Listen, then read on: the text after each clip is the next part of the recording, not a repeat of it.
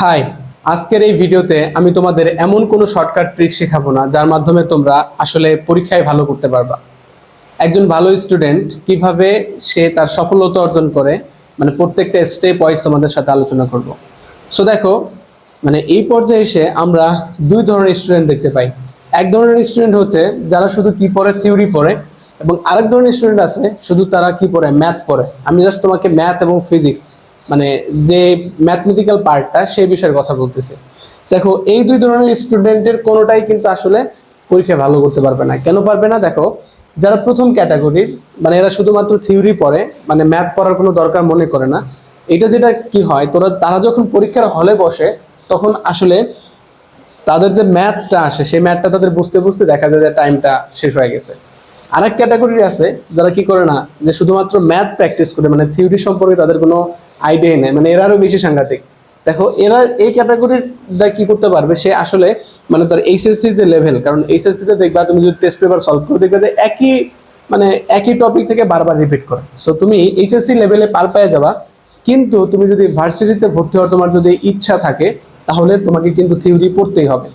দেখো, আবারও বলতেছি যে তোমাকে থিওরি এবং ম্যাথ এই দুইটার কম্বিনেশন করেই পড়তে হবে, তাহলেই তুমি পরীক্ষায় ভালো রেজাল্ট করতে পারবা। কারণ শুধুমাত্র থিওরি জানলে যেমন তুমি পরীক্ষার হলে টাইম ম্যানেজমেন্ট করতে পারবে না, ঠিক এমনই ম্যাথ পারলে তুমি হয়তো সামান্য কিছু পরীক্ষায় তুমি পার পেয়ে যাবা, কিন্তু অধিকাংশ পরীক্ষায় তুমি কি পার পাইতে পারবা না। সো এই জন্য কি হয়, আরেকটা এর পিছনে আরেকটা একটা লজিক আছে, সেটা হচ্ছে যে আমাদের থিওরি আসলে কেন পড়তে হবে? আমি যদি ম্যাথই পড়বো, আমার থিওরি পড়তে হবে কেন? মানে এর পিছনে লজিকটা কি? মানে শুধু একটা লজিক না, এবং এটি সায়েন্টিফিক্যালি প্রুফ। সেটা হচ্ছে, তুমি যখন একটা বিষয় সম্পর্কে মানে থিওরিটা জানো, মানে সেটা কিভাবে আসছে, তোমাকে সেটা মুখস্থ করা লাগবে না। জাস্ট তুমি জানো যে না, এই বিষয়টা, যেমন আমাদের আইনস্টাইনের আপেক্ষিক সূত্র থেকে যাও, দেখো আমাদের যে টি ইকুয়ালস টু আমাদের কি যে একটা সূত্র, টি নট ইকুয়ালস টু হচ্ছে √1 - v² ডিভাইডেড বাই কি c², তাই না? আমাদের এই যে ফর্মুলাটা, এই ফর্মুলাটা কই থেকে আসছে আমাদের তো এটা মুখস্থ করার দরকার নাই। মানে এটা তো আমাদের কাজে লাগে, কিন্তু আমাদের এই ফর্মুলাটা কই থেকে আসছে সেটা তো আমাদের মুখস্থ করার দরকার নাই, তাই না? কিন্তু এই ফর্মুলাটা আসলো কিভাবে সেটা তুমি যদি জানো, তাহলে তোমার এই ফর্মুলার প্রত্যেকটা টার্ম, এখানে টি কি, টি নট কি, ভি কি, সি কি, তুমি কিন্তু প্রত্যেকটা টার্ম তোমার কি থাকবে, ভালোভাবে আইডিয়া থাকবে। এই জন্য বলি যে তোমাকে আমি থিওরি কোনোদিন মুখস্থ করতে বলি না, কিন্তু থিওরিটিকে কি করতে বলি, অবশ্যই পড়তে বলি। কেন? একবার হলেও পড়বা। কারণ তোমার একটা জিনিস যখন তুমি মানে প্রুফ দেখতেছো না আসলে এটা সত্য, তখন তোমার মাইন্ড সেটা কি করে, এমন ভাবে সেট আপ করে না আসলে এটা সত্য, মানে একটা বিশ্বাস জন্মগ্রহণ করে। দেখো, তুমি যাকে বিশ্বাস করো মানে বা ভরসা করো, দেখো তার উপর কি থাকে, তোমার আস্থা থাকে। বুঝতে পারছো? সো এটাই বলতেছি, তোমাকে কি করতে হবে, থিওরি পড়তে হবে, এবং সাথে সাথে কি করতে হবে, ম্যাথও প্র্যাকটিস করতে হবে। সো এটা গেল তোমার ম্যাথ আর ফিজিক্সের ক্ষেত্রে। এখন আসে কেমিস্ট্রি, বায়োলজি অথবা অন্যান্য যে মুখস্থ সাবজেক্ট আছে সেগুলোর কি হয়। সো দেখো, 9-10 যখন আমরা ছিলাম তখন কি হইতো, যে সময় ছিল কয় বছর, 2 বছর 2 মাস। আর আমাদের সিলেবাস ছিল কি, মানে এত মানে এরকম বইগুলো ছিল। ঠিক আছে, তখন আমাদের ক্যাপাবিলিটি কম ছিল, মানে যখন আমরা ছোট ছিলাম। যাই হোক, মানে সেই অনুযায়ী কিন্তু আমাদের বইটা মানে হচ্ছে বইয়ের সাইজটা কিন্তু অনেক ছোট ছিল। যার কারণে হয়তো কি, যে আমরা যদি মানে পড়তে চাইতাম না, কিন্তু বাপ মা জোর করে বলতো এই পড়, তো আমরা কি করতাম, পড়তাম। পড়তে পড়তে এমন একটা অবস্থা হয়েছে যে না, আমরা আসলে দেখা যায় কি সবই পারি। সো কিন্তু যখন তুমি ইন্টারমিডিয়েটে উঠছো, তোমার টাইম হচ্ছে কত বছর, 1 বছর, সর্বোচ্চ 8 থেকে 10 মাস, তাই না? এই টাইমের মধ্যে তোমাকে এত মোটা মোটা বই কি করতে হবে, কভার করতে হবে। সো তুমি যদি এখন কি করো, ওই যে কেমিস্ট্রি অথবা তুমি ধরো বায়োলজি শুরু করলা, যে প্রথম লাইন থেকে তুমি শেষ লাইন মুখস্থ করা শুরু করলা, তাহলে কিন্তু আসলে সেটা তুমি জীবনও পারবে না, এটা গ্যারান্টেড। তাই বলতে পারো যে আসলে আমি কি করতে পারি এই জন্য। সো এইটা যেটা করতে হচ্ছে, তুমি যদি এইচএসসি তে তোমার টার্গেট থাকে যে আমি শুধুমাত্র এইচএসসি তে ভালো রেজাল্ট করবো, তাহলে তুমি চিন্তা করো ফিজিক্সের সেকেন্ড পেপারে ধরো ফার্স্ট পেপারটা পড়বা। তখন কি করবা, তো তাপগতিবিদ্যা পড়লা। তাপগতিবিদ্যার তুমি যে বিষয়গুলো আছে সেগুলো সবই দেখে নিলা, ঠিক আছে, মানে তোমার চ্যাপ্টারটা পড়া শেষ। এবার কি করবা, তুমি বিগত বছরের মানে হচ্ছে বিগত বছর যে কোশ্চেন আসছিল সেই কোশ্চেনটা কই পাবা, টেস্ট পেপার আছে, পুরাতন টেস্ট পেপার পাওয়া যায়, সেই টেস্ট পেপার কিনা প্র্যাকটিস করো, দেখবা কি তোমার মানে ওই ম্যাথ হয়ে যাবে, তুমি এইচএসসি তে ইনশাআল্লাহ ভালো রেজাল্ট করতে পারবা। আর তোমার যদি বলা হয় যে না, আমি আর কি মানে অ্যাডমিশনও ভালো করতে চাই, তাহলে কি করবা, তোমাকে মাস্ট বি সেই থিওরিগুলো ভালো করে পড়তে হবে, ম্যাথগুলো প্র্যাকটিস করতে হবে, টেস্ট পেপারও পড়তে হবে। এর বাইরেও তুমি যেটা করতে পারো, ভার্সিটির কোশ্চেন ব্যাংক অথবা ইঞ্জিনিয়ারিং কোশ্চেন ব্যাংক পাওয়া যায়, তুমি জাস্ট সেই কোশ্চেন ব্যাংকগুলো কিনে এনে জাস্ট দেখো, চোখ বোলাও। তোমাকে আমি বলতেছি না তুমি এখন থেকে কোশ্চেন ব্যাংক শুরু করো, তুমি জাস্ট চোখ বোলাও যে না এই টপিকগুলো আসে। বুঝতে পারছো? জাস্ট তুমি মাথায় রাখো যে আমাদের এই টপিকগুলো আসে, আমাদের এগুলো কি পরবর্তী হলেও কি করতে হবে, পড়তে হবে। বুঝতে পারছো এইটা?